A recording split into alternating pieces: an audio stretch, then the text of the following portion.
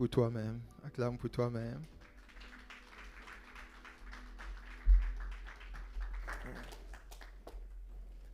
Alléluia. Alors ce matin, nous allons continuer sur la série sur laquelle nous sommes, sur la prière. Dis avec moi, la prière. La prière efficace. Alléluia. Alors depuis quelques semaines, nous sommes en train de voir comment est-ce que Dieu nous conduit à avoir la victoire sur les adversités au moyen de la prière. Dans l'introduction, on a vu comment Jésus lui-même a enseigné sur la notion de la prière. Et si tu appartiens à Dieu, si tu marches avec le Seigneur, nous avons vu que c'est au travers de la prière que Dieu décante les situations dans ta vie. Pourquoi? C'est le canal qui se crée entre le ciel et la terre pour amener le surnaturel de Dieu à venir dans le naturel des hommes. Alléluia. Et parce que Jésus lui-même était un homme de prière, les apôtres ont vu Jésus prier, sont allés vers lui et lui dit, Seigneur, enseigne-nous à prier. Alors, lorsque on était dans l'introduction, nous avons vu dans le livre d'Ésaïe, chapitre 58-59, que Dieu lui-même, parlant à son peuple qui était éduqué selon la loi dans les choses de Dieu, au travers de Moïse, les enseignements qu'ils avaient, la Bible nous dit que les Israélites, à un moment donné, avaient des arguments, des raisonnements en eux pour dire que lorsqu'ils cherchent Dieu, ils ne trouvent pas, Dieu ne vient pas intervenir, Dieu n'exauce pas. Et Dieu dit non, ce n'est pas moi, ce n'est pas mon bras qui m'empêche, qui n'est pas assez long pour pouvoir vous sauver, vous délivrer de vos ennemis, de vos adversaires. Et il a repris le peuple au travers d'un certain nombre d'éléments qu'on a appelés les obstacles à la prière, notamment le péché. Amen. Le péché véritablement est un frein, tu dois le savoir. Et les différents mercredis des champions, nous avons pris le temps, nous avons prié par rapport à certains types de péchés que nous faisons, que les hommes font et qui généralement ont des incidences sur leur vie de prière sans qu'on ne s'en rende compte. Jésus a dit, il dit ceci, si quelqu'un dit à son frère raka, et nous avons vu que le mot raka, c'est le mot en français, imbécile, etc. Il dit, cette personne-là sera traduite devant le juge et le juge va le livrer à l'officier de justice qui va l'emmener où ça? Qui va l'amener, il dit, il ne va pas quitter de là sans qu'il n'ait payé le moindre cadran. Ça dit, il va payer pour la faute qu'il a commise en disant simplement imbécile. Alléluia. Amen. Mais pourtant, la Bible, nous, dans le monde, les gens sont beaucoup plus accoutumés à simplement certains types de péchés, notamment de l'adultère, etc. Des péchés que la Bible classifie beaucoup plus dans la catégorie qu'on appelle les iniquités. Le meurtre, par exemple, un péché, est une iniquité. Voilà, quelqu'un tuer son prochain, au regard de la justice divine, ce n'est pas permis. Tu n'as pas engendré un homme sur la terre pour pouvoir lui ôter la vie. Donc, tu n'as pas le droit d'ôter la vie à quelqu'un. Amen. Donc, devant la justice du ciel, le meurtre, tuer un homme est condamnable. Est condamné même. Mais aussi, selon la justice humaine, lorsque il y a des gens qui commettent un crime, on s'entend bien qu'au palais de justice, il y aura un procès et puis ils vont être envoyés en prison. Donc, généralement, la justice humaine va beaucoup plus tabler sur ce qu'on va appeler souvent les iniquités. Ce sont des choses qui sont même moralement condamnables. Donc, la justice humaine touche ces éléments-là. Mais la justice divine est bien au-delà parce qu'elle est capable de traiter des éléments que l'œil de l'homme ne peut pas traiter. Amen, amen. Je prends un exemple simple. Vous voyez un enfant qui, grandissant dans un environnement, va se retrouver devant quelqu'un qui va abuser de cet enfant. Les hommes n'ont pas vu. Personne aucune caméra n'était là, etc. Des gens même se font braquer, ils se font spolier, il y a des choses que la justice humaine ne traite pas. Mais la Bible dit que l'œil de Dieu voit tout. L'œil de Dieu est capable de voir une personne qui est victime d'une injustice et que la justice humaine n'a pas pu prendre celui qui l'a abusé. Et puis, l'œil de Dieu voit et dit, cette personne-là ne va pas rester impunie. Amen. Donc, il y a une justice qui est céleste et il y a une justice qui est divine. Cette justice-là a ses propres règles, la manière dont elle fonctionne. Et dans ce passage de Matthieu que nous avons vu, même Marc, Jésus dit que le simple fait même de dire imbécile à quelqu'un, alléluia. Qui ici, lorsque tu vois quelqu'un, deux personnes se parler à l'extérieur et puis dire, ah, tabac, alléluia. Et puis l'autre, en disant, même ce n'est même pas, tu es au feu rouge comme ça, et puis quelqu'un n'a pas vite décollé. Le feu vert vient de passer. Et puis tout le monde est là. Puis quelqu'un reste là. Ping, ping, ping, host. Et puis il a insulté comme ça. Jésus dit, cette personne-là, il ne va pas partir innocent. Mais quand tu vas voir une personne insultée comme ça, est-ce que tu vas aller appeler le procureur pour dire, il vient de dire hostie. Il vient d'insulter son voisin. Il faut le mettre en prison. Est-ce que tu vas le faire? Tu ne vas pas le faire. Mais Dieu dit que ça, c'est déjà passible d'un jugement. Et le diable le sait. Le diable est conscient de ça.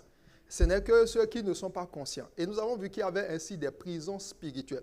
Jésus a dit, il dit qu'il est venu, dans Ésaïe chapitre 61, il dit qu'il est venu, il dit, l'Esprit du Seigneur est sur moi parce qu'il m'a oint. Pour faire quoi? Pour guérir ceux qui ont le cœur brisé. D'abord, il va commencer pour annoncer une bonne nouvelle aux pauvres. Il dit, l'Esprit du Seigneur est sur moi pour annoncer une bonne nouvelle aux pauvres. Donc, quand tu es pauvre, Jésus dit, il y a une bonne nouvelle pour toi. Alléluia, ça veut dire que l'argent va venir à toi. Ton amen là, c'est un amen de quelqu'un qui a suffisamment souffert. Jésus dit, quand je viens à toi et que tu n'as pas de bonnes nouvelles, moi je vais changer les mauvaises nouvelles en bonnes nouvelles. Quiconque ici est en train de passer par une période de mauvaises nouvelles, je change cela sur ta vie dans le nom de Jésus. Que les bonnes nouvelles viennent à toi. Il dit, l'Esprit du Seigneur est sur moi pour que tu aies de bonnes nouvelles. Alléluia. Une bonne nouvelle de promotion. Une bonne nouvelle d'emploi, une bonne nouvelle au niveau de ton université, une bonne nouvelle dans ta famille. Je le déclare et je l'annonce dans le nom de Jésus. Alléluia. Et il continue, il dit, pour guérir ceux qui ont le cœur brisé, pour renvoyer libres les opprimés, n'est-ce pas? Pour délivrer ceux qui sont captifs, les prisonniers. Donc, dans ce passage-là, bien qu'il dit que l'Esprit est sur lui, il va parler des prisonniers. Et c'est là que nous voyons la notion de prison. C'est très clair dans la Bible. Jésus lui-même en parle, même parlant de celui-là, de ce maître qui a remis sa dette à un de ses serviteurs. Et la Bible dit, quelque temps plus tard, le serviteur, lorsqu'il a vu son compagnon qui lui devait moindre que ce qui lui a été remis, a pris son voisin, son compagnon, et l'a amené devant le juge. Il dit, paye-moi ma dette. Et on est allé voir le maître et on lui dit, voici comment il s'est comporté. Et le maître a dit, méchant serviteur, moi je t'ai remis ta dette. Comment n'as-tu pas eu pitié de ton voisin?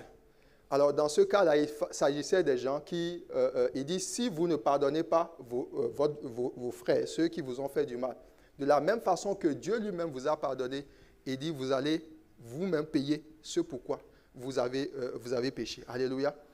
Donc, dans la notion des péchés, il y a l'aspect de la prison. Il dit, cette personne-là, livrez-le au bourreau jusqu'à ce qu'il ait payé la dernière pièce. Le dernier centime de ce qu'il doit. Alors, l'une des choses pour lesquelles Jésus t'a délivré, il t'a délivré de la mort éternelle. Amen. La mort éternelle, c'est ce que le péché qui était attaché à l'humanité, tu as été engendré par cela. Parce que la Bible dit, le salaire du péché, c'est la mort. Et quiconque pêche ne verra pas la gloire de Dieu. Et puisque Adam était dans le péché, tous ceux qui sont nés d'Adam étaient dans le péché. C'est pour ça que la Bible dit que Dieu, pour pouvoir sauver l'humanité de cette atmosphère de péché, de séparation de Dieu, de condamnation perpétuelle, de ce que le diable avait accès sur la création de Dieu, a envoyé son Fils. Et Jésus est allé à la croix pour faire quoi? Porter tes péchés à la croix. Amen. Donc Dieu t'a délivré d'une vie de péché. Et c'est justement pour ça que tu dois être conscient. Donc c'est vrai, tu as été délivré, mais il faut être conscient que le péché ne mène nulle part. Alléluia.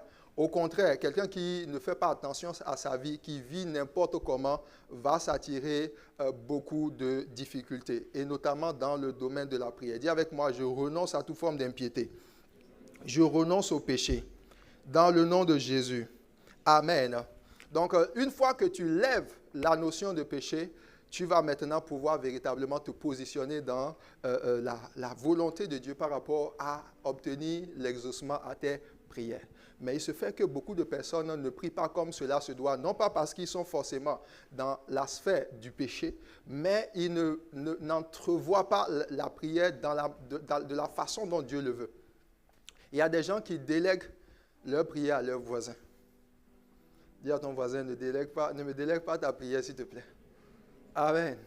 Donc, pendant que c'est le moment de prier, toi, tu dis, ah, moi, quand je vais à l'église, le pasteur va prier pour moi. Le pasteur va prier pour toi, mais toi-même, il y a une prière que tu dois faire. Alléluia. Voilà, il y en a qui aiment chercher leur prophète personnel. Bien aimé, il n'y a pas ça dans la Bible. Prophète personnel. On va arriver sur ça tout à l'heure. Oui, si tu fais ça, il y a des gens qui vont guider, qui vont manipuler ta vie. Voilà, ils ne sont pas très différents des marabouts. Oui, les gens, quand les gens ne veulent pas aller vers Dieu, même prier pour que voir leurs exaucements, c'est là il va. Dès qu'il a un petit bobo, monsieur le prophète, madame la prophétesse, est-ce que tu as une petite parole pour moi? Toi-même, tu ne peux pas aller devant ton père. Voilà. Et tu délègues cela. On va le voir. Parlant de la prière, Jésus lui-même, pour parler au cœur des gens, il dit, vous qui êtes, il dit, méchants que vous êtes, qui de vous, lorsque son enfant lui demande du pain, il va lui donner quoi? Du serpent. Donc, il dit, comme vous donnez de bonnes choses à vos enfants, pourquoi doutez-vous que moi, en tant que votre Père Céleste, ne vais-je pas vous donner de bonnes choses? Chaque fois que tu manques d'assurance, chaque fois qu'au lieu d'aller prier avec assurance, tu préfères, tu dis, ah, j'ai un problème. Vraiment, là, ça c'est vraiment sérieux. Il faut que j'appelle tel frère. Je fasse appel à telle personne. Dieu trouve que c'est un manque de foi. Oui. Parce que si tu sais qu'il est ton père, tu pourras aller vers ton papa. Amen. C'est dans quel foyer, dans quelle famille vous allez voir, le papa est là. Et puis un des enfants, quand il veut quelque chose, il dit, oh, il va chercher son frère. Il dit, frère, est-ce que tu peux aller voir papa pour moi? Pour lui dire de me donner, je ne sais pas, de m'acheter un nouveau jeu. Et c'est normal. Mais c'est souvent c'est comme ça que tu fais. C'est comme ça que tu raisonnes avec Dieu. Lorsque tu as un sujet de prière, toi tu penses que ton père, il n'est pas capable de te répondre. Pourquoi Jésus leur a parlé? Il dit, lorsque vous priez, dites Père. C'est parce qu'il veut te dire que Dieu est ton papa. Alléluia. Tu n'as pas besoin d'intermédiaire. La Bible dit dans le Nouveau Testament, il dit, il n'y a pas un seul nom qui a été donné sous les cieux et dans les cieux sous la terre, par lequel nous devons être sauvés. Il n'y a aucune personne qui sert d'intermédiaire, quel que soit le ministère. La Bible, allez lire Éphésiens chapitre 4, là où il a parlé des ministères. Il dit, il a établi les apôtres, les prophètes, les docteurs, les enseignants, etc., pour le perfectionnement des saints. Il n'a pas dit pour l'orientation des saints. La seule personne sur la terre qui est capable de pouvoir t'orienter, te dire, te donner les choses qu'il te faut, c'est le Saint-Esprit. Et le Saint-Esprit est ton Père. Le Saint-Esprit ne passe pas par des gens pour pouvoir conduire ta vie. Il faut quitter dans ça. Si tu es là et puis toi-même, tu n'as pas d'assurance. Chaque fois que tu as un truc, et souvent même on trouve ça aujourd'hui comme ça, c'est quand les chrétiens n'ont pas d'assurance par rapport à leur prière, c'est là. Les gens les accostent dans la rue. Puis tu vois, la personne te dit, hey, ma soeur, je vois qu'il y a un complot qui se fait du côté de ta maman. J'ai vu 3 personnes. Au milieu il y avait une femme. Elle est claire comme ça. Et puis tu vois, parmi tes tantes, il y a une qui est claire. Elle dit, il y a eu un conseil qui a été fait. Et ils vont bloquer. Tu vois, est-ce que ton travail, ça va? Ah non, ça ne va pas. Bien aimé, il faut poser la question à Chicoutimi ici. Qui n'a pas de difficultés un peu au niveau de son travail? Alléluia.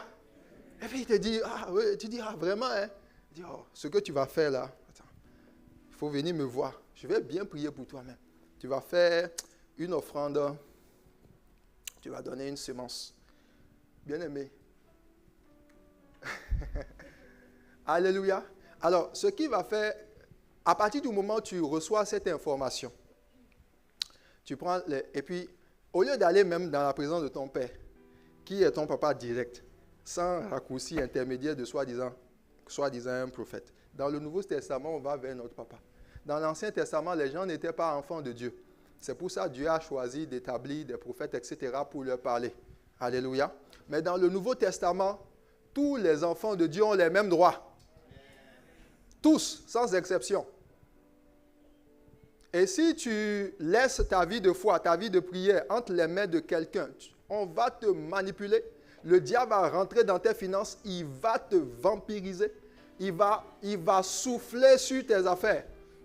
Le jour, quand tu as donné, tu dis, ah bon, madame la prophétesse, ah bon, Dieu a dit ça, ok, qu'est-ce qu'il faut? Donne ça. Eh bien, tu as donné, hein. Quand il faut attendre, tu vas voir, ça va venir. Quand tu n'es pas venu, ça n'est pas arrivé, il va dire, ah, tu vas venir, tu vas dire, ah, je n'ai pas vu ça. Il dit, oh, c'est parce que tu as fait telle chose. Ta vie n'est pas truc là. Maintenant, ce que tu dois faire, d'ailleurs même là, il faut quitter de l'église. Maintenant, je vais te donner des programmes de jeûne particuliers. Tu vas te retrouver seul quelque part, séparé de tout. Quand tu vas voir que rien ne fonctionnera, c'est là que tu vas te rendre compte que tu vas appeler son numéro, la personne ne va même pas décrocher. En ce moment-là, ta vie a été déjà bousillée. Le diable est rusé. Et il sait comment trouver les enfants de Dieu. Il les trouve au travers de l'ignorance. La Bible dit, mon peuple périt par manque de connaissance. Mon peuple périt. Dis avec moi, ma prière fonctionne. Alléluia. En tant qu'enfant de Dieu, tu as la capacité d'avoir accès à ton papa. Et dans une maison, plus l'enfant même utilise ses frères pour demander, à un moment donné, les parents ne vont pas prendre plaisir. C'est pour ça que la Bible dit, approchons-nous avec assurance du trône de la grâce. Dieu veut que tu ailles à lui, mais avec beaucoup d'assurance. Pourquoi il dit l'assurance? Parce que l'assurance est un ingrédient de la foi. Alléluia. C'est un ingrédient de la foi. La foi, c'est la ferme assurance des choses qu'on espère. Donc, ton assurance dit simplement, j'ai confiance en toi, papa. J'ai confiance en toi, mon Dieu. Je sais que tu ne vas pas m'abandonner. Alléluia. Dieu prend plaisir à ce que ses enfants l'élèvent au-dessus des situations adverses. Dieu prend plaisir à ce que tu ailles vers lui avec un cœur rempli de joie. Hébreux chapitre 4, verset 11, 16. Il dit, approchons-nous avec assurance du trône de la grâce afin d'obtenir miséricorde et de trouver grâce. Alléluia. Donc, chaque fois que tu veux aller vers Dieu, tu dois simplement développer la notion de l'assurance parce que Dieu entend ta prière. Amen. Alléluia. Donc, ne tombe pas dans la facilité. Une fois, j'ai discuté avec un frère que j'ai repris d'une certaine façon au travers de ça. Parlant des cheminements, il était d'une certaine façon en train de se plaindre de la sœur avec laquelle il cheminait. Et je dis, c'est pourquoi? Quel est le problème? Il me dit, pasteur, vraiment, la sœur là, elle ne prie pas. Oh, moi, je veux que celle que je vais marier, lorsque moi-même je vais faillir dans la prière, elle soit trouvée là, solide pour pouvoir me soutenir. Je dis, ça c'est quelle prière ça? Donc toi déjà tu prophétises que dans le foyer, il se peut que tu faillisses. Donc tu es en train de chercher non pas une épouse, mais tu es en train de chercher un pneu secours. Quelqu'un qui, lorsque tu vas faillir dans ta vie de prière, pourquoi tu as ce raisonnement-là? Est-ce que Jésus t'a dit que lui, il a failli dans la prière? Donc, quelqu'un déjà qui a ça, ça veut dire qu'à un moment donné, il peut dire, bon, comme maintenant je me suis marié, si je baisse les bras, ma femme est là. Alléluia. Donc, il reprochait, je dis, non, la femme n'est pas là pour te soutenir dans la prière. C'est vrai que vous pouvez prier ensemble. Mais toi-même, tu dois avoir ta vie de prière. Donc, ce qu'il était en train de faire inconsciemment, c'était de décharger le fardeau sur la femme. Alléluia. Voilà. Il dit, et c'est là, ce type de frères-là, facilement peuvent être trompés par des sœurs très zélées dans la prière. Oui. Voilà. Donc, il vient, lui, dans l'église, avec ce raisonnement, quand c'est le moment de choisir le temps de prière, une sœur qui est là, elle prie tranquillement. Elle va dire, non, c'est pas mon genre.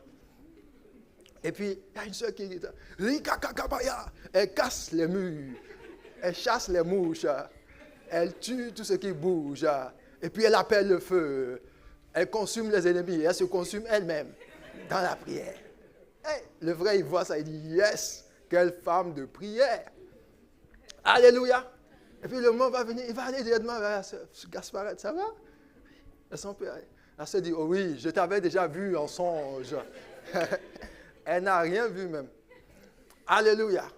Et puis maintenant, c'est le moment. Dieu m'a dit, cette année, c'est mon année. Il dit, waouh, quelle femme de feu, quelle femme de prière. Bien-aimé, tu ne sais pas où est-ce que tu as mis les pieds. Alléluia. Maintenant, quand tu as fini de te marier, tu vas te rendre compte que il y a combien de jours dans le mois? 30 jours, non? Bon, une moyenne. Alléluia. Tu vas te rendre compte que 28 jours, la sœur, elle est sur la montagne. Et toi, tu es dans la vallée. Là, tu dis, hé, pasteur, est-ce que j'ai marié une femme ou j'ai marié un montagnard? Je ne comprends pas l'affaire. Alléluia. Tu t'es trompé. Et donc, je lui ai dit, non, ce n'est pas comme ça, il faut prier. Alléluia. Mais l'Esprit de Dieu, à partir de cet exemple, l'Esprit de Dieu a attiré mon attention sur cela. Il dit, beaucoup de mes enfants inconsciemment déchargent ce qu'ils doivent faire dans la prière sur d'autres personnes. Il y a des femmes qui déchargent leur vie de prière sur leur mari. Il y a des maris qui veulent décharger, les maris irresponsables, décharger la vie de prière qu'ils doivent faire sur leur femme. Et il y a des enfants qui déchargent leur vie de prière sur leur maman. Alléluia. Voilà, ma maman, non, c'est une femme de prière. Et puis quand tu as un petit bobo, au lieu d'aller vers ton père, au lieu d'aller avec assurance, utiliser tes droits en Christ et puis d'aller recevoir l'exaucement à tes prières parce que maintenant tu es dans le Seigneur, tu dis, ah, maman est là, elle prie. Oh, maman, elle prie même. Et puis tu es là, tu ne pries pas. Prière 0,80%. Et puis tu es comme ça, sans prière, sans relation avec Dieu. Parce qu'inconsciemment, tu peux aussi décharger ta vie de prière sur l'église. Parce que tu te dis, ah, moi je vais à base d'honneur, etc. Non, le pasteur, il y a les veillées de prière même, il chasse tous les démons de Chicoutimi. Donc, dès que tu as un bobo, au lieu de parler aux démons, tu dis, non, je vais aller à l'église. Et puis, dès qu'il y a un petit sorcier qui vient te fatiguer la nuit, mercredi, tu es là. Et tu espères qu'après le culte, quand tu vas retourner dans ta maison, il est parti. Bien-aimé, pourquoi tu n'as pas traité avec lui dans ta chambre? Ça veut dire que ce que tu dois faire en matière de prière, tu ne le fais pas. Parce que tu as inconsciemment. Peut-être que tu ne le fais pas avec un discernement. Tu ne le fais pas en tout état de conscience, mais c'est inconscient. Voilà. Quand tu as le fardeau de la prière, tu sais que Dieu peut exaucer ta prière. Bien aimé, tu as une vie de prière réelle. Tu peux passer de ton 5 minutes de temps à 1 heure de temps. Non pas parce qu'une heure de temps est toujours mieux que 5 minutes. Amen. Mais il y a une dimension de la prière. Parce que regardez par exemple Jésus. Lorsque Jésus priait, la Bible dit que des fois il faisait toute la nuit dans la prière. Amen. Alléluia. Et ce toute la nuit là, beaucoup de gens lorsqu'ils font une prière de toute la nuit, tout ce à quoi ils pensent, c'est peut-être d'être en train de faire du bruit. Quand tu fais ce type de bruit, d'ailleurs même ton voisin va se plaindre.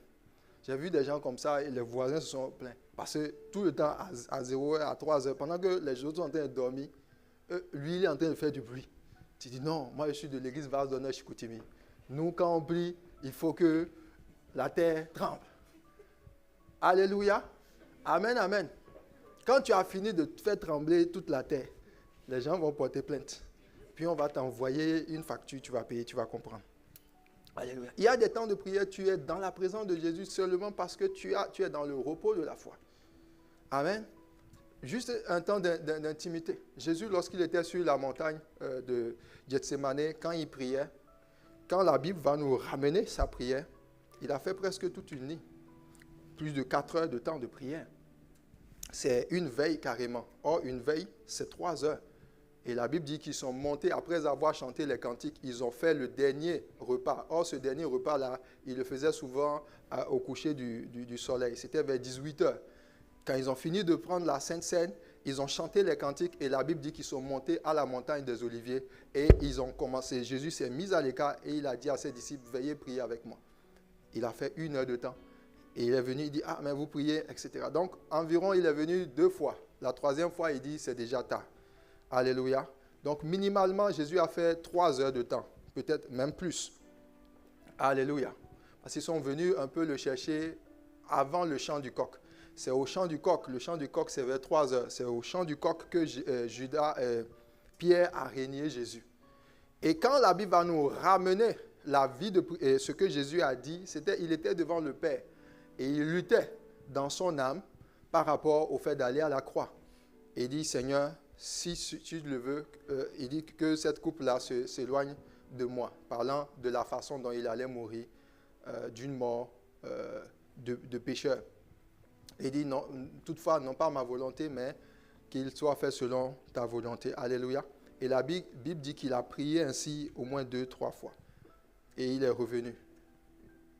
Pourquoi? Parce qu'il était simplement devant son Père.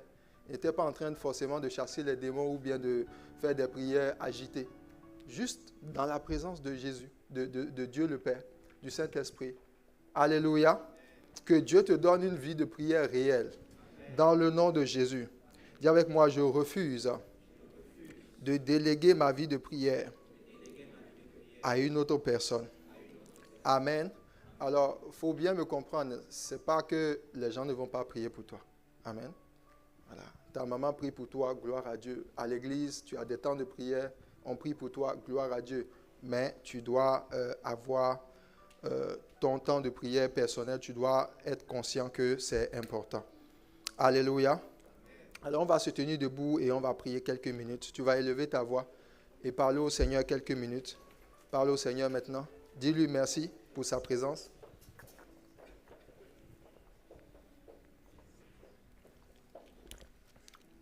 Dis merci Père pour ta présence dans ma vie.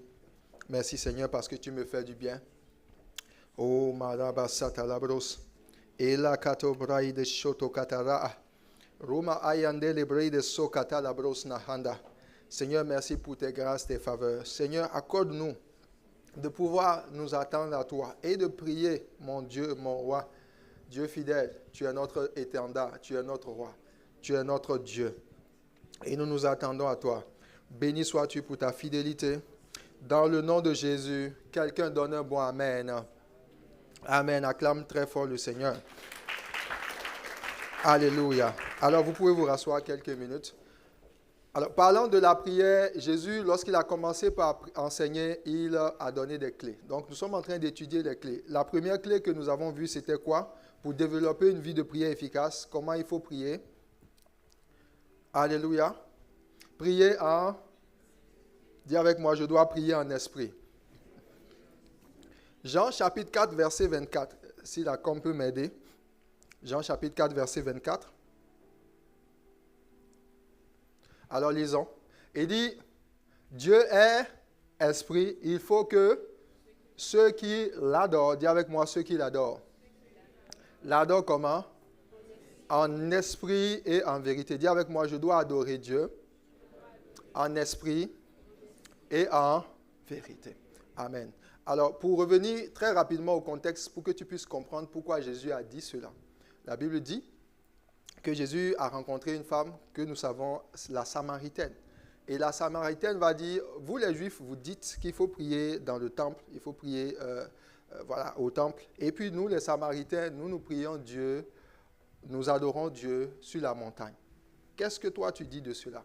Jésus dit, ce n'est pas une question d'adorer Dieu dans le temple ni sur la montagne. Dans le temple, c'est vrai, c'est les Juifs. Dieu a dit aux Juifs de faire le temple et dit, la loi et les promesses ont été données aux Juifs. Mais l'heure vient où ceux qui adorent Dieu, dis avec moi ceux qui adorent Dieu, adoreront Dieu comment? En esprit et en Alléluia. Alors, dans ce passage, on peut remplacer le mot adorer par prier. Est-ce qu'on est ensemble? Amen, amen. Donc, on va reprendre, on va changer juste le mot adorer par prier. Il dit, Dieu est esprit. Il faut que... Changeons adorer par prier, s'il vous plaît. Il faut que... Dis avec moi, ceux qui le prient. Le prient comment? En esprit et en vérité. Donc, Jésus était en train de dire, si tu veux que ton adoration soit effective, si tu veux que ta prière soit efficace, il faut que tu te conformes à l'aspect de prier, d'adorer en esprit et en vérité. Donc, la première clé de la prière qui marche, c'est la première partie de ce passage où il dit l'adorer ou le prier en esprit. C'est quoi prier en esprit? Nous avons dit que ce n'est pas prier ni selon la chair, ni selon l'âme, mais c'est prier à partir d'un endroit qu'on appelle ton esprit. Amen. Alléluia. Donne un bon amen à Jésus. Amen. Alors, dans le livre de Matthieu, lorsque Jésus va commencer par enseigner la prière, voici ce qu'il dit. Il dit, lorsque tu pries, quand tu pries, entre dans ta chambre et ferme la porte et ton Père qui est là dans le secret te le rendra. Donc, nous avons dit que de la même façon que l'homme n'est pas d'une certaine façon composé de corps, il y a ton esprit, c'est en fait une chambre qu'on peut appeler une chambre forte. Bon, pas une chambre forte. Les chambres fortes, souvent, on... Alléluia, c'est difficilement qu'on y a accès, mais c'est une chambre intérieure. Alléluia. Dans laquelle, d'une certaine façon, tu rencontres Dieu. L'opposé de prier en esprit, c'est simplement prier dans le bruit, prier dans la chair, c'est prier dans la distraction. On a vu comment des sujets de prière peuvent monter à partir de la chair. On a vu comment des gens peuvent prier à partir de l'âme. En pratique, Jésus lui-même avait une vie de prière dans le lieu secret. Regardez très bien Jésus. Quand souvent il voulait prier, la Bible dit qu'il allait sur le mont des Oliviers. Amen. Et des fois même, quand il a fini des cultes de guérison, etc., en tout cas, il a fait un supernatural Sunday, il a chassé les démons, il a guéri les malades, etc. Quand les gens voulaient l'acculer, la Bible dit Jésus se retirait dans un lieu calme afin de pouvoir prier. Donc, aller sur la montagne, ce n'est pas parce que Jésus ne pouvait pas prier dans sa chambre. Jésus allait sur la montagne parce qu'il était en train, c'est vrai, c'était une démarche physique, mais c'est en fait pour pouvoir rentrer dans une démarche spirituelle. Amen. Il dit, lorsque tu pries, entre dans ta chambre. Il n'a pas dit, lorsque tu pries, adresse-toi à Dieu seulement. Il y a beaucoup de gens qui prient et qui s'adressent à Dieu à n'importe quel endroit, à n'importe quel moment, mais sans rentrer dans sa chambre. Dans leur chambre, où Dieu dit, il dit, là, ton Père qui est là, dans le lieu secret. Amen. Il dit, là, ton Père te le rendra. Donne un bon amen à Jésus. Donc, Jésus, il avait une maison. J'ai entendu les gens dire, parce que Jésus souvent allait sur la montagne, sur le mont des Oliviers pour prier, c'est parce qu'il n'avait pas de maison. Absolument, ce n'est pas vrai. Jésus avait de maison. Jésus avait de maison. Alléluia. Mais il rentrait dans le lieu secret. Donc, quand par exemple tu ne pries pas dans le lieu secret, à quoi cela ressemble? Tu es une personne peut-être qui connaît Dieu, mais le matin quand tu te lèves, à peine tu as commencé, Seigneur, merci pour ta grâce, merci pour ce jour. Alléluia. Les prières un peu comme ceux des enfants de l'Écodim. Il y a des adultes qui ont des prières des enfants de l'Écodim. Dis à ton voisin, ce n'est pas de toi que le pasteur parle. Toi, tu pries bien même. Amen. Et puis tu t'en vas. La journée a commencé par là. Et puis à un moment donné, lorsque c'est le moment même de prier, tu dis, bon, voilà, moi, quand je veux vraiment prier Dieu, c'est vers 18h. Te voilà maintenant à 18h. 18h vient d'arriver et tu commences par prier. C'est ton téléphone. Tu regardes Gasparette, dis, oh, Gasparette là même. Elle ne sait pas que je suis en train de prier. Et puis tu appuies. À peine tu as fini de couper l'appel de Gasparette et que tu as dit, Seigneur, merci pour...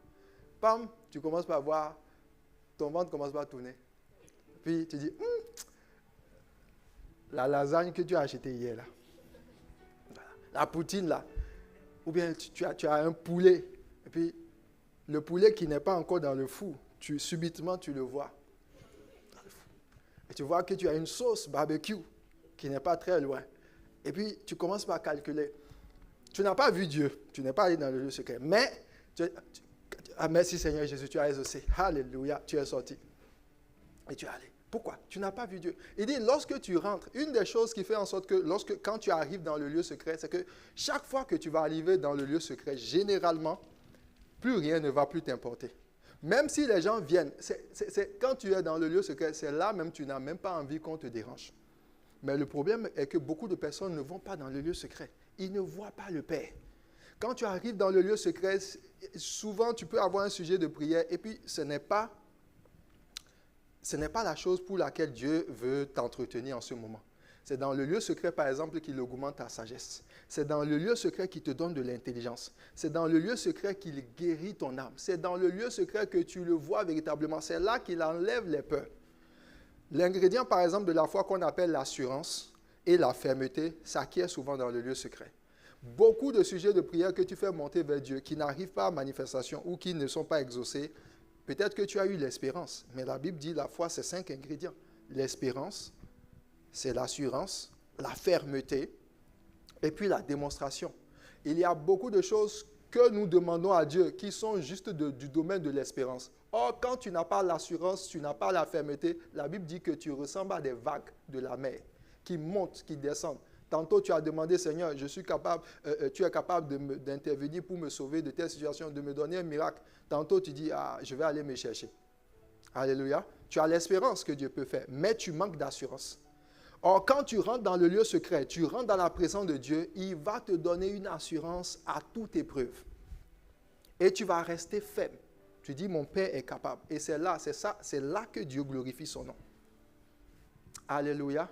Donc quand il dit les vrais adorateurs adoreront le Père en esprit, il est en train de faire allusion à ceux-là qui voient Dieu tu ne peux pas voir Dieu sans que ta situation ne change. Tu ne peux pas voir Dieu sans avoir l'assurance que ce que tu es en train de demander, cela se sera accordé.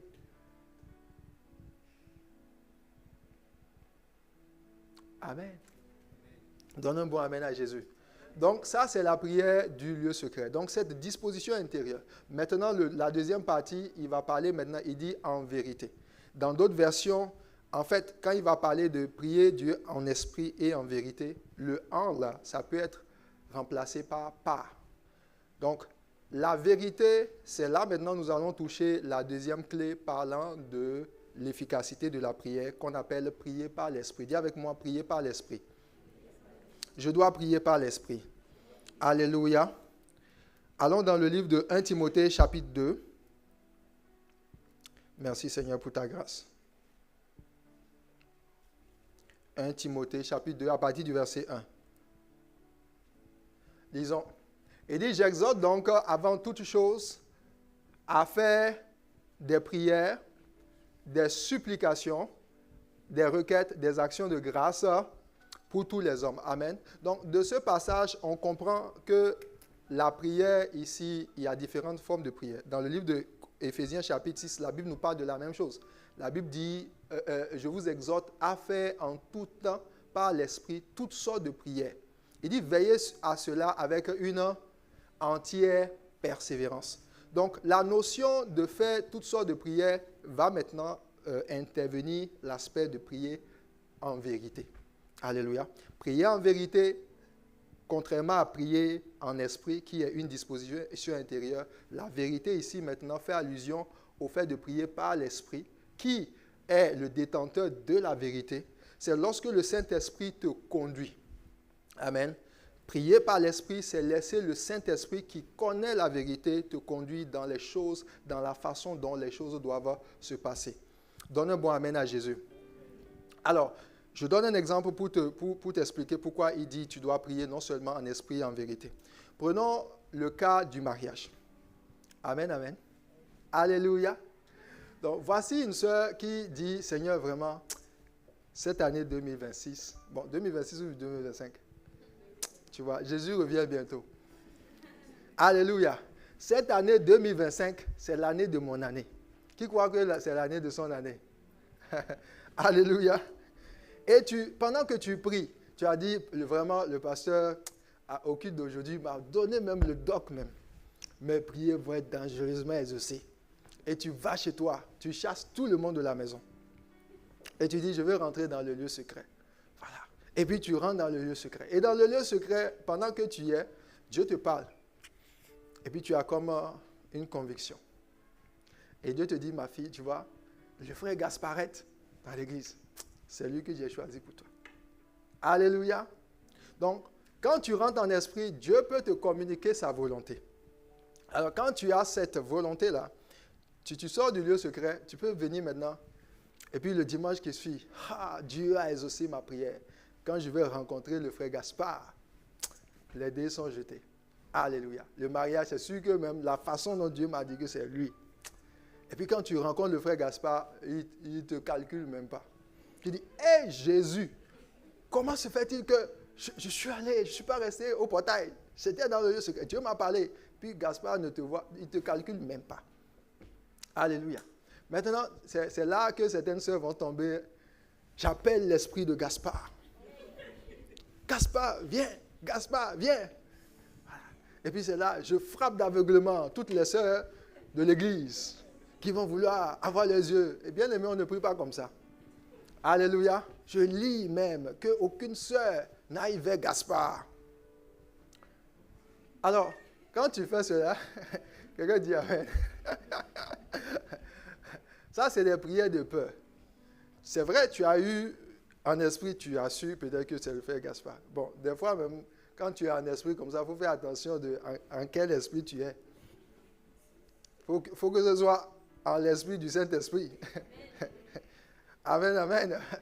Parce que si tu te retrouves dans une condition où tu dois attacher l'esprit de Gaspard, appeler tous ses aïeuls, puis commander, et puis pour que Gaspard puisse... ça veut dire que Dieu n'est pas dans l'affaire là. Amen, amen. lorsque Dieu te dit quelque chose, toi-même, dans le calme, en fait, il y a un calme qui accompagne les actions de Dieu. Voilà, tu dois le savoir, il ne faut pas t'agiter. Amen, amen. Donc, pendant que tu vas te retrouver dans cette situation, tu peux voir que maintenant, il faut que tu pries. Quand tu vas prier, tu vas dire, ah Seigneur, vraiment, dans ton impatience, tu dis, Seigneur, moi je veux me marier cette année. Mais Gaspard peut être la personne que Dieu a choisie pour toi. Mais peut-être que Gaspard n'est pas encore prêt. Alléluia. Prier en esprit va te donner peut-être l'information que c'est celui qu'il te faut. Mais en vérité, l'Esprit de Dieu qui connaît la vie de Gaspard va savoir que tu dois prier non pas que tu te maries cette année. Parce que si tu te maries cette année, après le mariage, tu risques de dire, c'est peut-être pas Gaspard, c'est Rigobertin. Voilà. Pourtant, c'est Gaspard. Comme il n'est pas prêt, la manière dont l'Esprit va te conduire, il va te dire, dans ta prière, demande plutôt que Gaspard puisse être converti. Peut-être qu'il n'est pas encore converti. Demande plutôt que Gaspard soit ta famille. Demande que je puisse lui enseigner et puis que je puisse le préparer à devenir un mari. Il y a des frères qui sont irresponsables. Oui. Alléluia. Tu maries un frère, lui, quand il arrive à la maison, au lieu de méditer la Bible et puis de te conduire sur le bon chemin, lui, il s'assoit devant les jeux vidéo. Et puis il joue jeux vidéo. Tu es sûr que ton couple va aller quelque part. Quelqu'un qui est devant jeux vidéo, il ne sait pas c'est quoi entretenir une femme. Il ne sait pas comment se tenir, chercher la face de Dieu pour que sa famille puisse aller de l'avant. Cette personne-là, il n'est pas bon. Il est bon qu'il soit seul. Jusqu'au jour où Dieu va entrer dans son cœur, va dire, mon fils, ça là, si tu maries ma fille dans ça, ou bien Gaspard, lui, tout le temps, il est avec les amis. Voilà. Donc, il va t'amener, quand il a fini de te marier, il te met comme un monument dans la maison. Quand tu reviens, chérie, il dit, oh, il faut me laisser là. Toi, tu parles beaucoup même. Mais tu parles trop. Hé, tu es sûr que quelqu'un qui est capable de dire, tu parles trop, ça va bien aller dans cette maison. Tu vas faire tout le bruit. Tu vas dire, mais comment il peut me parler comme ça? Oh, toi, tu viens avec des choses sérieuses. Puis, il ne saura pas entretenir ton âme. Il y a des gens qui sont agressifs, des hommes qui sont agressifs. Eux, ils veulent tout commander. Lui, c'est le lion dans la savane. Quand il dit à gauche, ça doit péter. Tout le monde. À gauche. Voilà. Et toi, tu vois, et quand tu vois le frère à l'église, il est bien, il s'assoit. Oh, tu ne sais pas que derrière là, c'est un lion même. Oh, Dieu doit descendre ça. Dieu doit briser son orgueil. Dieu doit lui montrer que la personne qui va marier là, ce n'est pas un jouet. Ce n'est pas un objet, voilà, pour des trucs. Mais c'est une personne qui doit considérer, connaître, savoir comment, lorsque tu vas lui dire, chérie, est-ce que je peux prendre ta carte de crédit pour m'acheter une nouvelle robe? Il va dire, oh non, toi là, regarde les robes que Dieu a dit acheter. Hein? Amen, amen. Les femmes disent, les femmes mariées, donnez un bon amen. Il faut m'encourager. Alléluia.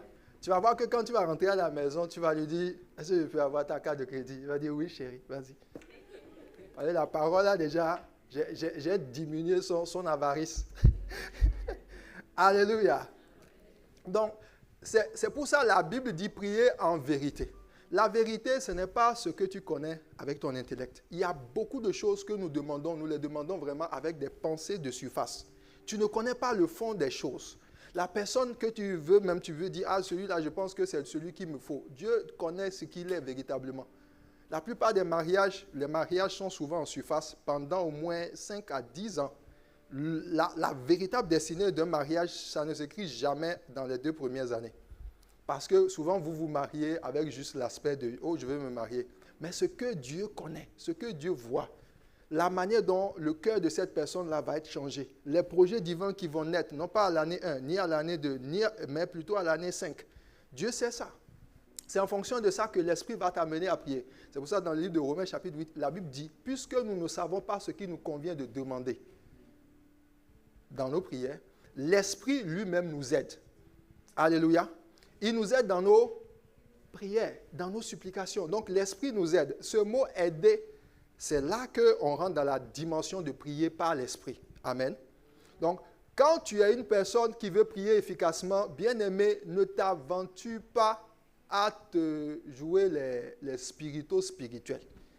Commence par t'humilier. Le thème de notre jeûne, c'est quoi? Humiliation et relèvement de la tête. La notion de l'humiliation, c'est lorsque tu te couches dans la présence de Dieu, tu dis, papa, vraiment, moi, je ne peux rien par moi-même. Aide-moi. Parce que la Bible dit, l'Esprit nous aide. Quand tu n'es pas conscient que tu as besoin de l'aide du Saint-Esprit, la plupart du temps, même les choses qui sont simples, tu vas te lever et les faire par toi-même. Or, souvent, lorsque c'est simple au début, tu commences par toi-même. Quand ça devient compliqué, c'est là que tu t'arrêtes. Tu peux dire, dans la prière, tu commences par prier, tu dis, oh Seigneur, je veux changer ma vie financière, je veux avoir de meilleures rentrées, de meilleurs revenus. Pendant que tu cherches Dieu en esprit, tu vois que Dieu te dit, commence une entreprise. Tu quittes la présence de Jésus avec l'idée d'entreprise, mais tu as besoin de l'aide. Dieu peut te donner l'idée de l'entreprise, mais si tu ne comptes pas sur le Saint-Esprit, l'entreprise n'ira nulle part. Il y a beaucoup d'enfants de Dieu comme ça qui disent « Oh Jésus, tu es avec moi, Jésus, tu es avec moi ». Ils prennent l'idée d'entreprise. L'entreprise ne va nulle part parce qu'ils abandonnent l'aide du Saint-Esprit. À un moment donné, ils pensent qu'ils sont capables d'y aller par eux-mêmes. Bien-aimé, tu n'as aucune idée des adversités qui peuvent se lever contre toi.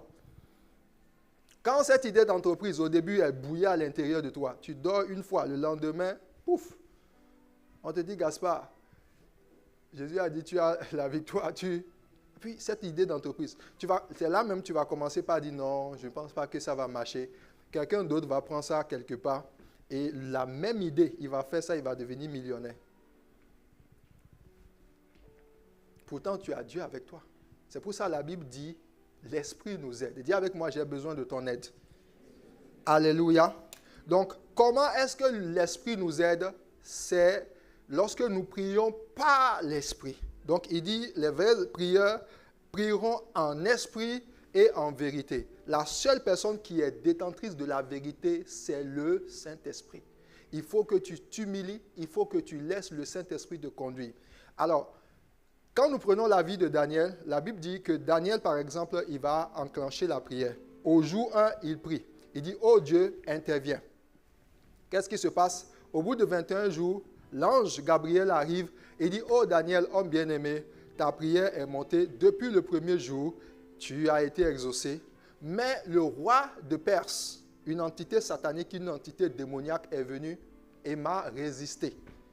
Et maintenant, l'archange Gabriel, Michael est venu m'aider et puis je suis venu. » Donc, quand Daniel a commencé par prier, ce que nous avons vu que la prière fait, c'est que ça déclenche le mouvement des anges, n'est-ce pas? Il y a une voie ascendante qui souvent va être ouverte par simplement une simple prière. Tu es allé dans la présence de Dieu, tu dis, Seigneur, vraiment, je veux que telle chose change. L'ange monte. Ça peut être une prière d'adoration, une prière d'intercession, etc. Quel que soit le type de prière que tu as fait, tant que la prière vient d'être émise, la Bible dit, donnez-moi, voilà, ok. Donnez à partir du verset 9. Du verset 9. Est-ce qu'ils m'entendent? D'accord. Ok, lisons. J'entendis, bon, ça c'est après le début de la vision, il dit que les gens qui étaient avec moi ont fui suite à cette vision. Et il va décrire maintenant l'aspect de Gabriel, etc. Vous pouvez le lire. Il dit, j'entendis le son de ces paroles, et comme j'entendais le son de ces paroles, je tombais frappé d'étourdissement, la face contre terre. On y va. Et voici, une main me toucha et secoua mes genoux et mes mains. Puis il me dit, 2 points, regardez très bien. Il dit, Daniel, homme bien-aimé, sois attentif aux paroles que je vais te dire et tiens-toi debout à la place où tu es, car je suis maintenant envoyé vers toi. Lorsqu'il m'eut parlé, je me tiens debout en tremblant. Okay? Il me dit, Daniel, ne crains point. Qu'est-ce qu'il dit? Il dit, car, lis très bien. Dès le premier jour où tu as eu à cœur. Alléluia. Donc, à cœur de quoi? De voir une situation changer. À cœur de quoi? De voir Dieu intervenir pour délivrer un membre de ta famille. À cœur de quoi? De voir ta vie financière changer. À cœur de quoi? À cœur de voir une promesse de Dieu sur ta vie se manifester. Ça, c'est le début de tout processus de foi dans la vie d'un enfant de Dieu. Et très souvent, tu as beaucoup de choses à cœur comme ça. Et il dit, dès le premier jour, quand tu as eu à cœur de comprendre, et maintenant il continue, ce qui va faire l'objet de notre jeûne, il dit de t'humilier devant ton Dieu. Alors, il s'est humilié par quoi? Par 21 jours. Il dit, ça suffit maintenant, le Dieu que je sais est encore vivant. Cette situation-là, ça doit changer. Il dit de t'humilier devant ton Dieu. Maintenant, virgule, il dit, tes paroles ont été entendues. Les paroles de Daniel, les paroles de prière. Ça, j'ouvre une parenthèse. Ceux qui disent souvent, oh, quand moi je prie, je ne parle pas. C'est dans mon cœur, tout se passe dans mon cœur. Bien aimé, ça ne fonctionne pas comme ça. Alléluia. La Bible dit, il dit, quand vous priez, dites, ce que les anges prennent, ce n'est pas ce que tu penses dans ton cœur. Ce que tu penses dans ton cœur, Dieu le connaît. Parce qu'il connaît toutes choses. Alléluia. Ils sont les cœurs et les reins. Mais ce que les anges vont prendre pour monter, c'est ce que tu vas dire. Il dit, tes paroles ont été entendues et c'est à cause de tes paroles. Qu'est-ce que tu dis dans tes prières? Est-ce que tu confesses une bénédiction? Est-ce que tu déclares par exemple que dans tes paroles, dans ta prière, que Dieu intervienne pour payer tes frais de scolarité? Est-ce que tu demandes les ressources? C'est quoi les paroles que les anges prennent pour monter au ciel? C'est très important. Il dit, tes paroles ont été entendues et c'est à cause de tes paroles que je viens. Et puis dans la suite, il va dire maintenant, il dit, le roi de Perse m'a résisté pendant 21 jours. Alors, souvent, lorsque nous prions, très souvent, quand tu pries, il y a ce processus qui est engagé. Mais dans le cas de Daniel, cette entité qu'on appelle le roi de Perse fait partie des adversités, des oppositions qu'on appelle les dominations.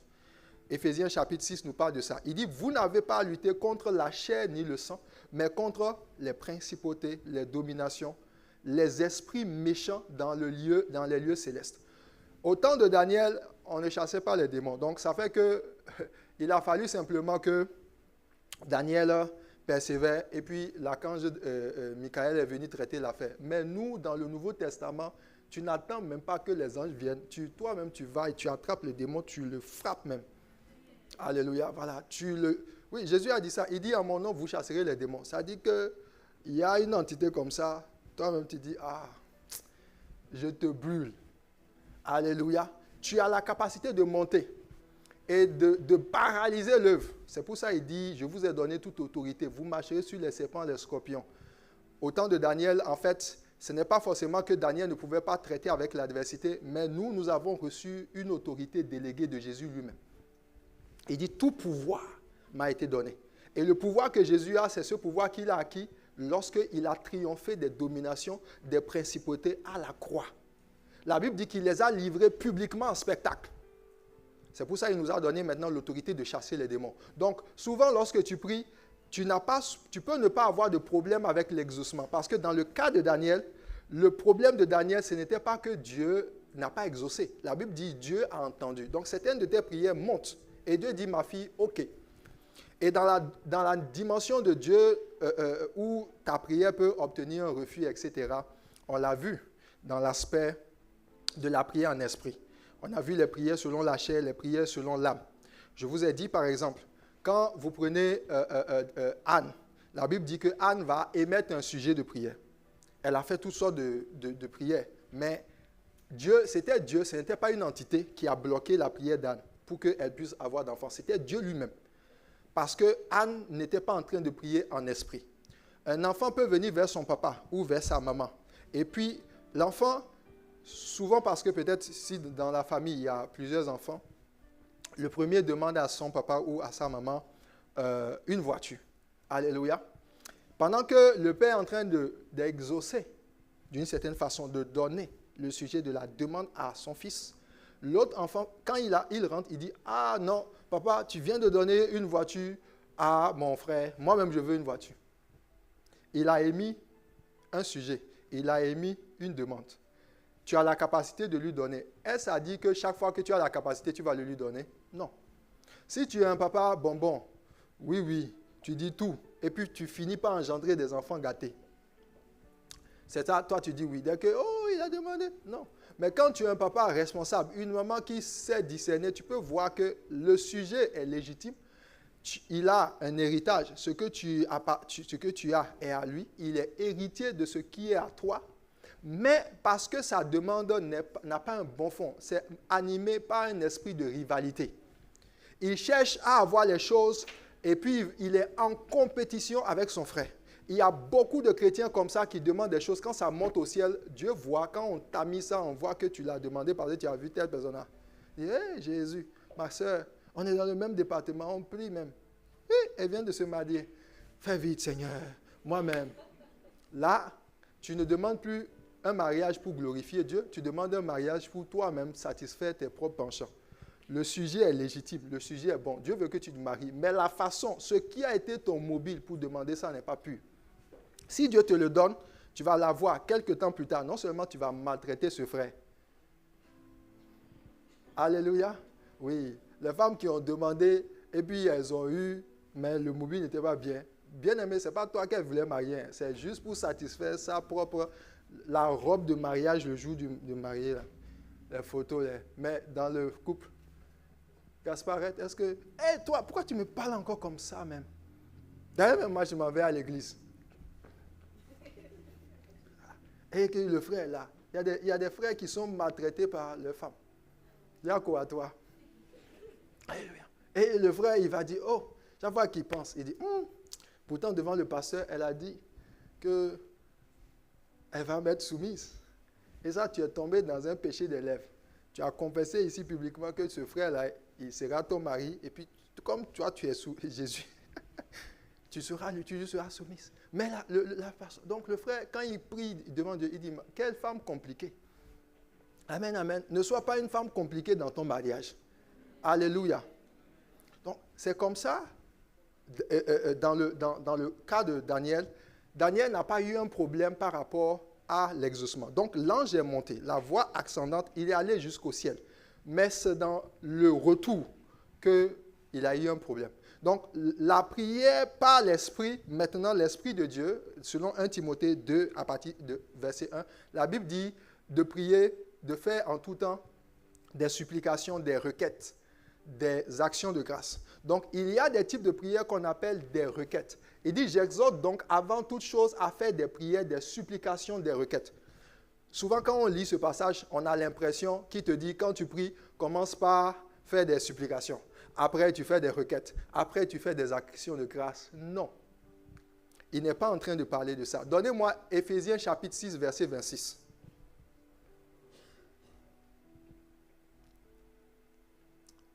Éphésiens chapitre 6.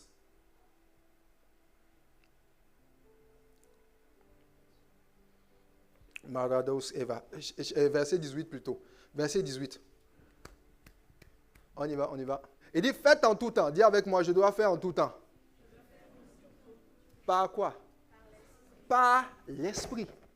Donc, il y a une dimension de ta vie, quand tes prières sont faites et que ce n'est pas l'Esprit, tu peux ne pas avoir la victoire. Est-ce qu'on est ensemble? Il dit, faites par l'Esprit toutes sortes de prières et de supplications. Donc, la notion de toutes sortes, c'est les diverses manières de prier. Donc, dans le cas, par exemple, de Daniel, si, lorsqu'il voulait voir l'exaucement, il allait devant Dieu. Il dit, oh Dieu, tu vois, depuis, je suis en train de prier, il n'y a pas eu de changement, ma situation est bloquée. Dieu va dire, tais-toi. Ici, tu n'as pas à me supplier. Tu n'as pas à me demander de venir, j'ai déjà donné. Mais ce que tu dois faire, c'est les prières de type requête. Les requêtes, c'est comme réclamer quelque chose qui est déjà à toi. Et tu vas, tu le cherches. Alléluia. Une requête, on insiste même sur la requête. C'est dans la dimension des requêtes, par exemple, que Jésus dit dans le livre de Luc, chapitre 18, à partir du verset 1, il dit, parlant de cette femme-là, il dit, cette femme-là, elle a persévéré. Alléluia. Il dit, l'homme doit prier sans cesse et ne point se relâcher. C'est une dimension où tu vas même et tu prends autorité contre Dieu. Tu te lèves à 4 heures.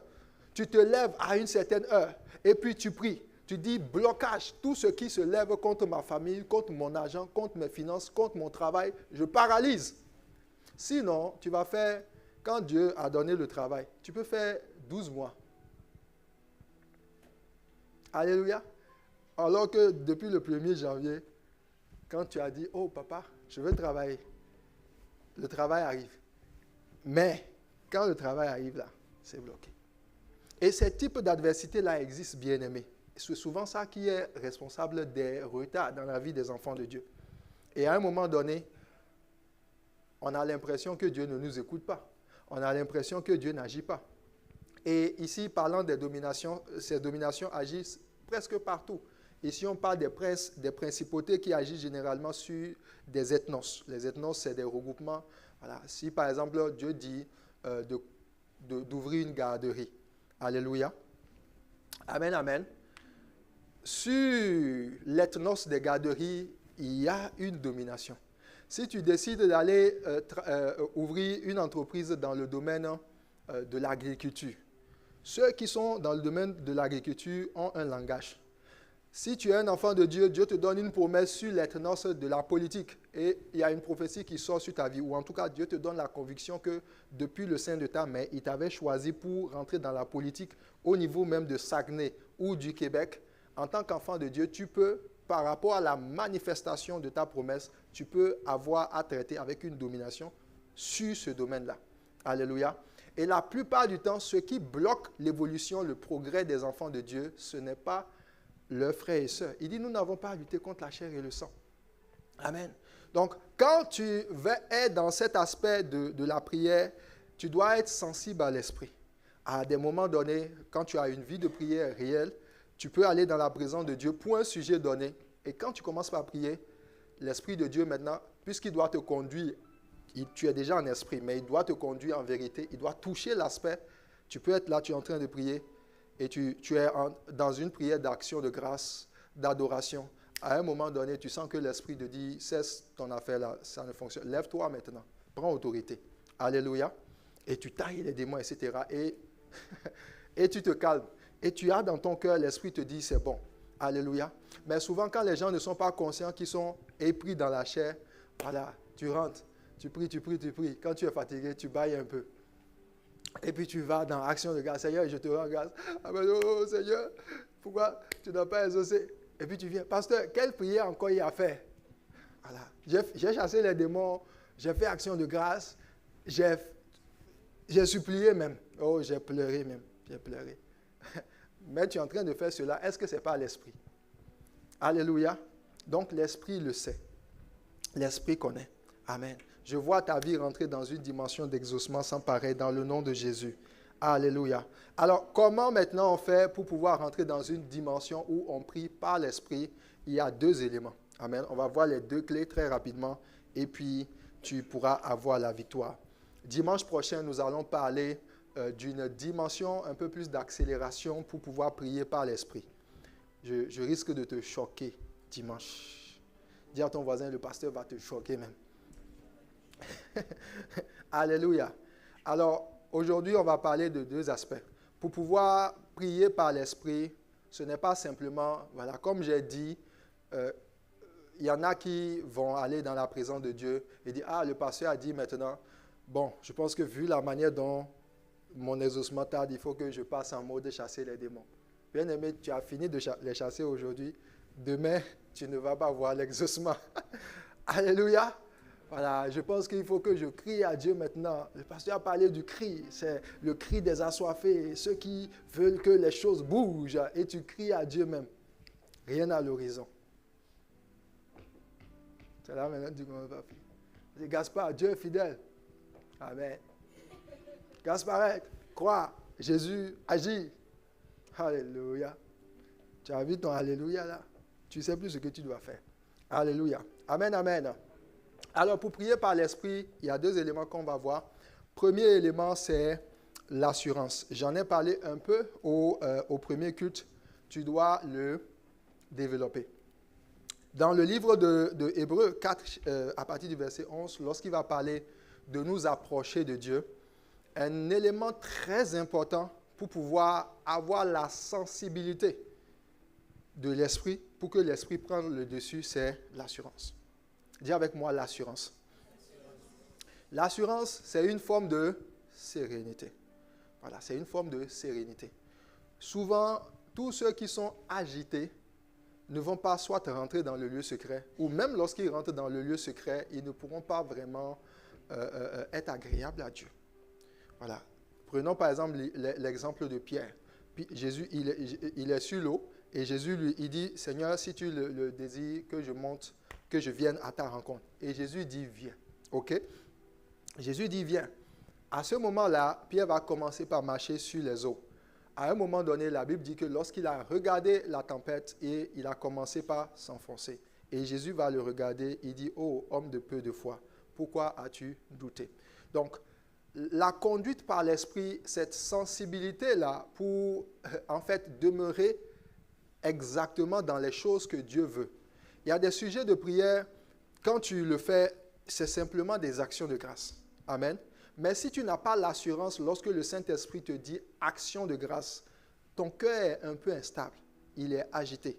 Et ça peut faire en sorte que même le sujet pour lequel tu as demandé ce sujet-là, soit l'ennemi voit que tu es une personne qui n'a pas la foi, la chose ne va pas arriver ou elle est bloquée. Donne un bon amen à Jésus. Dans le livre de Jacques, il dit, celui qui demande une chose à Dieu et qui doute dans son cœur, qui ne croit même pas, qui ne s'attendent pas à ce que Dieu agisse. La Bible dit qu'il est instable, comme les flots, les vagues de la mer.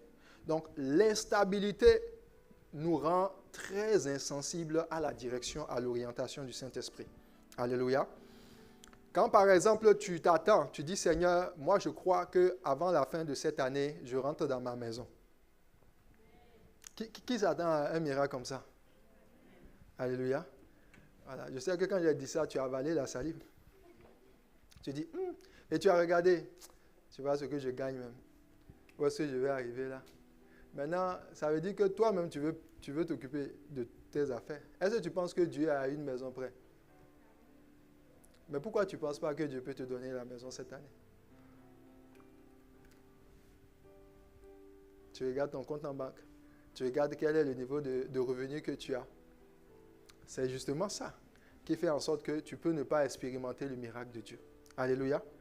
Donc quand il dit « Approchons-nous avec assurance du trône de la grâce », quand tu vas dans la présence de Dieu, s'il te manque l'assurance, tu rentres, mais c'est comme si le manque d'assurance t'empêche de recevoir l'orientation de Dieu. Okay? L'assurance te donne ce qu'on appelle le repos dans le Seigneur. Ça ferme la porte à la peur. Ça fait en sorte que tu es capable de saisir les signaux de l'Esprit. Souvent, les signaux de l'Esprit ou la manière dont Dieu va te conduire, même pour recevoir ton miracle, ce n'est pas souvent des choses qui sont frappantes. Okay? C'est des petites choses. Souvenez-vous le cas d'Élie, lorsqu'il va rencontrer Dieu. La Bible dit Dieu a fait d'abord passer quoi? Un tremblement, un vent, etc. Il y a même le feu. Et la Bible dit Dieu n'était pas dans cela. Donc quelqu'un qui est agité, dès qu'il voit le feu, dès qu'il voit le vent, dès qu'il voit les adversités, ça peut déjà paralyser même l'action. Donc tu avances un peu, tu n'as pas d'assurance, tu manques l'orientation du Saint-Esprit. Et puis des fois, il y en a qui revisent même leurs attentes. Okay, ils révisent leurs attentes et ils ne sont pas conscients que Dieu est en train de leur donner quelque chose. Dis avec moi, je dois développer de l'assurance. Alléluia. Et ensuite, maintenant, il y a ce qu'on appelle le Saint-Esprit qui te remplit. Alors, le Saint-Esprit doit te remplir. Parlant de Jésus, dans le livre de Luc, pour que le Saint-Esprit puisse le conduire, d'abord, il a été rempli.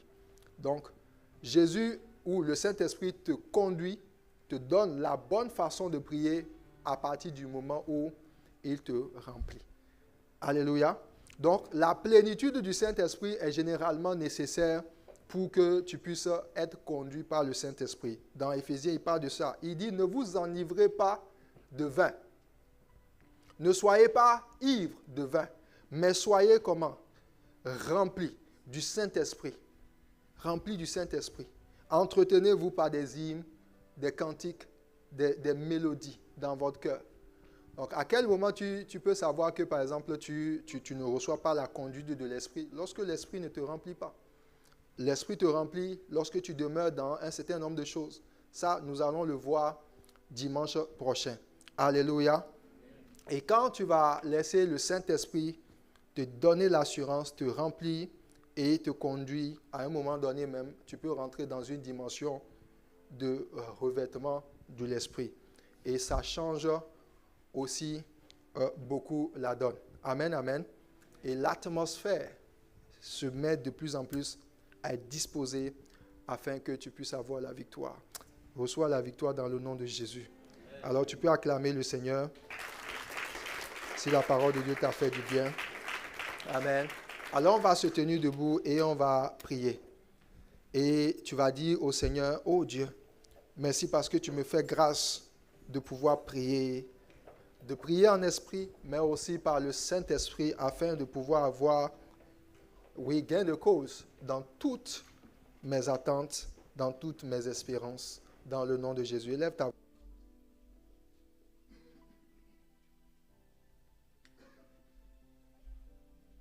Montre-moi la voie. Masoto, parle au Seigneur. Mali andoros kebrahashede. Et ramonte à la hede. Parce que Dieu est en train de te faire entrer dans une saison où tu expérimentes ses faveurs, ses miracles, ses privilèges. Élève ta voix. Dis Saint-Esprit de Dieu. Merci parce que tu es là. Vous allez chanter ce chant. Montre-moi la voie. Oui, juste même le piano et puis les leads, les chants.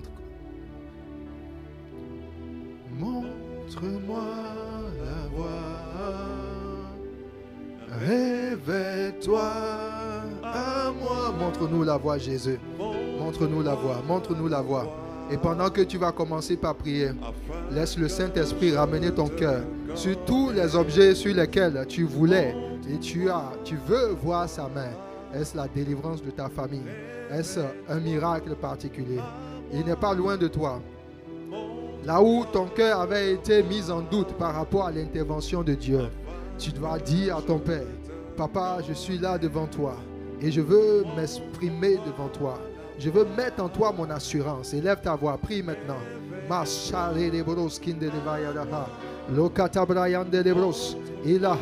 Si tu as perdu la foi, dis Seigneur, je n'ai pas vu d'exaucement parce que je n'étais pas au courant qu'il fallait que je prie en esprit, mais aussi par le Saint-Esprit.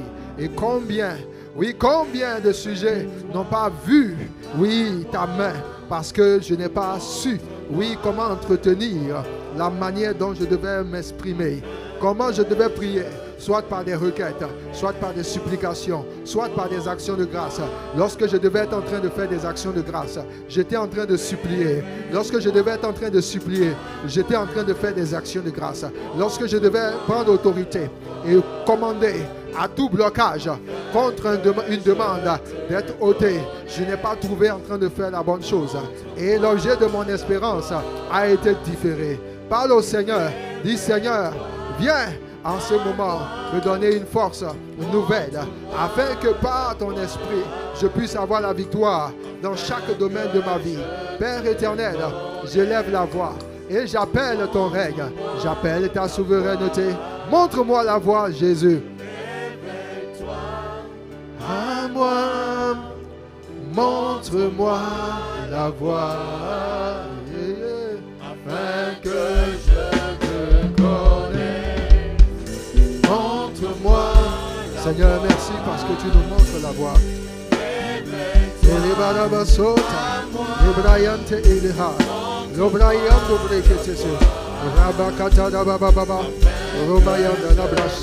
Pendant que tu pries, l'Esprit de l'Éternel vient sur ta vie, vient porter la guérison, vient porter la restauration, vient te donner, la victoire sur tout ce qui est pour toi objet de conflit, objet de doute, objet de combat, objet d'adversité. Élève ta voix, parle au Saint-Esprit, dis Seigneur, je m'attends à toi, montre-moi la voie. Tu n'es pas loin de moi, mais c'est moi qui ai trouvé loin de toi. C'est moi qui ai trouvé dans la crainte et non pas dans la foi. Oui, dans le manque d'assurance et non dans la sérénité. Seigneur Dieu, chaque fois que je lève la voix vers toi, tu entends des cieux et tu m'exauces. Père éternel, donne-moi une vie de prière efficace. Donne-moi une vie de prière concurrente. Donne-moi une vie de prière qui renverse les forteresses. Une vie de prière qui amène ton règne, qui amène ton autorité, qui amène tes promesses, qui amène ta parole à devenir réelle. Je refuse d'être soumis aux choses de ce monde. Je refuse de voir ma vie ballottée comme si je n'avais pas de Dieu. J'ai un Dieu. J'ai le Dieu que Daniel a prié. Et s'il a exaucé la prière de Daniel, à combien plus forte raison, moi qui suis en Christ, moi qui ai reçu la nouvelle alliance, moi qui suis enfant de Dieu, moi qui ai été créé, non pas selon le premier Adam, mais selon le second Adam. Je n'ai pas besoin d'un intermédiaire. Je n'ai pas besoin d'aller chercher un prophète. Je n'ai pas besoin d'aller chercher une prophétesse. Je n'ai pas besoin de mettre ma vie de prière comme un intermédiaire entre moi et mon Père. Mais dans l'assurance que Dieu m'écoute, il m'exauce. Je me présente devant lui avec mes supplications. Il m'apprend à prier. Il m'apprend à me tenir devant lui, à exercer mes droits, à parler avec autorité, à supplier quand il le faut. Je rentre en esprit. Je me connecte à mon Dieu. Je parle avec assurance. Je dis, papa, me voici. Tu m'as choisi et tu me donnes toutes choses afin que je puisse en vivre. Saint-Esprit de Dieu, conduis-moi désormais. Que tout ce qui était bloqué, tout ce qui était stagnation, oui, soit ôté. Maintenant, dans le nom de Jésus. Masakata la brada boucha. Reketetete. Nabakanta la bache. Montre-moi la voie. Montre-moi la voie. Révèle-toi à moi. Papa Jésus. Montre-moi la voie. Et te montre la voie afin que nous le Seigneur. Dis Seigneur, montre-moi. Montre-moi. Jésus, mon Dieu. Pardonne nos incrédulités. Pardonne nos manquements. Nous t'avons réduit à nos faiblesses. Nous t'avons réduit à tout ce qui était manque d'assurance, manque. Alors que toi, tu es un Dieu qui agit. Chaque fois que la voix est active, chaque fois qu'il y a un homme qui vient à toi, tu dis le peuple que je me suis formé publiera mes louanges. Pourquoi est-ce que la gloire de Dieu n'est pas visible dans ma vie? Parce que j'ai souvent, oui, un manque de conviction, un manque d'assurance. Je dis, Saint-Esprit, c'est toi qui m'as été donné pour me montrer la voie, pour me montrer, Seigneur, tes œuvres. Oh mon Dieu, montre-moi la voie. Yeah. Révèle-toi à moi, yeah. Montre-moi la voie, afin que je te connaisse. Alors tu vas lever ta main, mets-la sur ta tête comme ça. Bandali Azovahata. Dans le nom de Jésus, je prends autorité contre tout esprit qui combat ta vie de prière et je brise cela maintenant. Toute œuvre des ténèbres, toute œuvre mystique qui te maintient dans les chaînes, je détruis cela maintenant dans le nom de Jésus. Toute forme d'œuvre des ténèbres qui te lie à une vie de prière attachée à toutes sortes de voleurs, de marchands d'âmes. Je brise ces liens maintenant dans le nom de Jésus. Que l'assurance qui te manquait et qui faisait en sorte que, au lieu d'aller devant ton Père, tu préfères déléguer ta vie et ton secours à des hommes. Je prie maintenant que Dieu brise cet envoûtement, cet enchantement sur ta vie maintenant. Parce que tu es fille de Jésus, tu exerces les pleins droits afin que chaque fois que tu cries à Dieu, Dieu écoute ta prière et qu'il exauce des cieux dans le nom de Jésus. La main de Dieu vient sur toi. La puissance de Dieu te délivre de toute forme d'œuvre de l'ennemi. Pendant que je suis en train de prier pour toi maintenant, tu reçois l'équipement afin de devenir une personne efficace dans la prière. L'Esprit de l'Éternel vient sur toi. La puissance de Dieu t'amène à aller prier en esprit et à renverser toute forme de hauteur, de forteresse sur ta maison, sur ta famille, sur tes activités et sur les choses de ta vie.